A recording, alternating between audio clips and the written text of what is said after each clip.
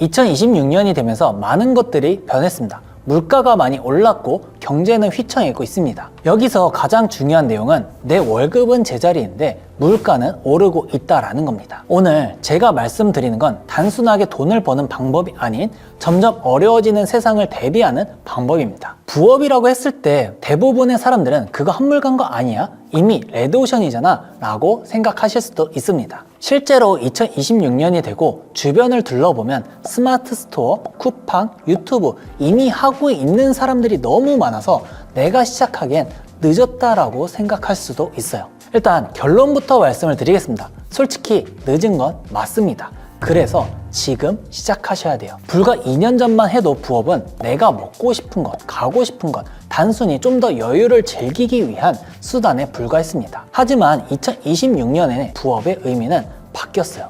나아지기 위한, 좀 더 여유를 위한 선택이 아닌 빠르게 변화하는 세상에서 대비하기 위한 생존 전략이 되었습니다. 오늘 저는 이 뻔한 소리를 하려고 영상을 찍는 게 아닙니다.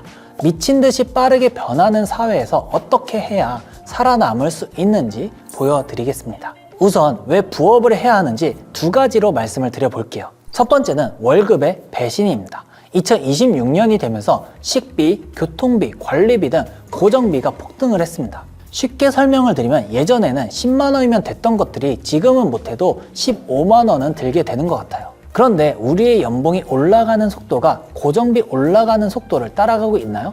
여러분의 월급이 100만 원에서 150만 원이 되었나요? 특수 업종에 계신 분들이라면 따라갈 수도 있습니다. 하지만 대부분 폭등하는 물가를 따라가는 건 쉽지 않을 겁니다. 그래서 월급만 바라보고 있는 건 밑 빠진 독에 물을 채우는 것과 같은 거죠. 이미 여러분들의 돈은 사실 실시간으로 녹고 있습니다. 그렇다 보면 어느 순간 나도 모르게 우리의 돈은 사라지게 될 거예요. 두 번째로는 AI의 발전입니다. 사실 이 AI 때문에 부업을 해야 된다라고 생각을 해요. 솔직히 몇 년 전만 해도 AI가 그 정도는 아니야 라고 좀 넘겼지만 지금은 디자인, 분석, 코딩까지 전문적인 영역들을 조금씩 AI로 대체가 되고 있습니다. 회사는 이제 10명이 해야 할 일을 3명으로 줄이고 그 자리를 고성능 AI로 채우고 있어요.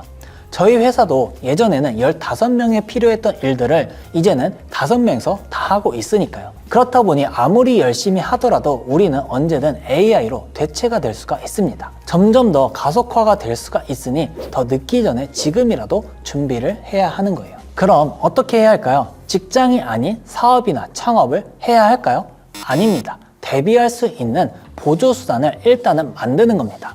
예를 들어 비행기는 엔진 하나 고장이 나도 하나로 안전하게 착륙을 할 수 있는 시스템이 있는 것처럼 우리도 안전장치를 미리 마련을 해야 하는 거죠. 그것이 바로 우리의 삶을 안전하게 착륙을 시켜줄 거니까요. 많은 것들이 있을 수도 있겠지만 안전하게 일단은 리스크 없이 시작하는 것이 중요합니다. 그래서 직장을 다니면서 대비할 수 있는 이 부업을 시작을 해야 하는 거죠. 직장을 다니면서 할 수도 있고 시간과 장소에 대한 제약이 크지 않은 것들을 선택을 하셔야 되는데요.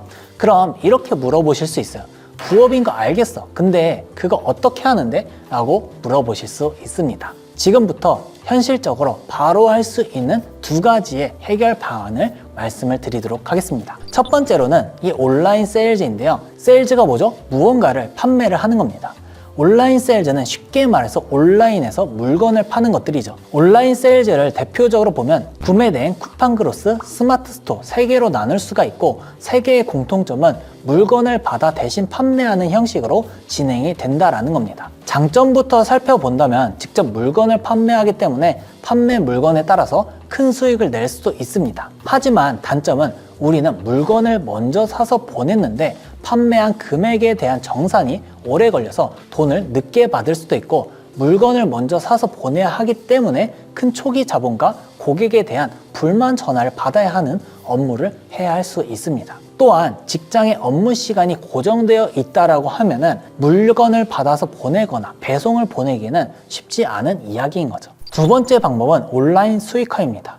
온라인 수익화는 온라인에서 물건을 판매하는 것이 아닌 방법으로 돈을 버는 모든 것들을 이야기를 합니다. 온라인 수익화의 대표적인 방법 3가지는 유튜브, 블로그, 구글 애드센스가 있습니다. 온라인 수익화의 공통점은 내 아이디어를 통해서 수익을 내는 방식으로 진행이 됩니다. 단점부터 살펴본다면 누구나 쉽게 시작할 수 있기 때문에 시작하는 사람이 많아서 레드오션처럼 느껴질 수도 있어요. 또한 초반 수익보다는 후반에 수익이 더 많이 나오기 때문에 빠른 수익을 원하시는 분들에게는 좀 답답하실 수도 있습니다. 그런데 장점은 확실합니다. 처음에만 만들어 놓는다면 자는 동안에도 출근하면서 돈이 들어올 수가 있다라는 거죠. 온라인 세일즈 같은 경우에는 물건을 판매해서 돈을 버는 방법이라면 온라인 수익화 같은 경우에는 여러분들이 아이디어를 통해서 온라인에다가 무언가 만들어 놓는다면 그거는 여러분들이 자는 동안에도 꾸준하게 수익을 만들어 줄 겁니다. 좀 더 상세하게 말씀드리면 유튜브로 예시를 들어볼게요. 유튜브 영상을 여러분들이 만들어서 올려놓는다 라고 하면 여러분이 출근을 하는 동안, 노는 동안, 자는 동안 누군가 그 영상을 보게 되어 있겠죠. 그렇기 때문에 이렇게 자동화 수익이 가능한 겁니다. 블로그를 좀 더 말씀을 드리면 블로그에서 여러분들이 콘텐츠를 만들어서 올려놓는다 라고 하면은 그 글은 우리가 자는 동안에도 노는 동안에도 누군가는 그 글을 보게 될 겁니다. 근데 이 유튜브와 블로그 이 두 가지를 비교해 본다면 유튜브 같은 경우에는 약 80만 원 정도의 프로그램 구독이 필요하고 편집으로 인해 고사양 기기가 필요합니다. 블로그나 구글 애드센스는 초기 자본이 약 2만 원 정도면 시작을 할 수가 있고 장비도 노트북 하나면 수익을 바로 낼 준비가 끝납니다. 그래서 뭘 어떻게 해야 하는데 블로그를 해야 한다고 생각하실 수 있습니다. 아닙니다. 블로그보다 더 상위인 애드센스라는 걸 하셔야 합니다. 블로그 같은 경우에는 단순하게 글만 써가지고 사람들에게 보여주는 거라고 하면은 애드센스는 글로벌 기업인 구글에서부터 우리가 수익을 받게 되는 겁니다. 우리가 콘텐츠를 만들어서 올려놓는다 라고 하면은 구글에서는 그거에 대한 수익을 우리에게 주게 되는 거죠. 다음 시간에는 시간과 장소 상관없이 달러로 수익을 만드는 이 애드센스에 대해서 좀 더 알려드리도록 하겠습니다. 궁금하신 내용이 있다고 하면은 아래 댓글에 많이 남겨주세요. 그거에 대한 모든 답변을 다 달아드리도록 하겠습니다. 이 영상이 도움이 되셨길 바라고 여러분의 선한 부자 라이프를 응원하도록 하겠습니다. 감사합니다.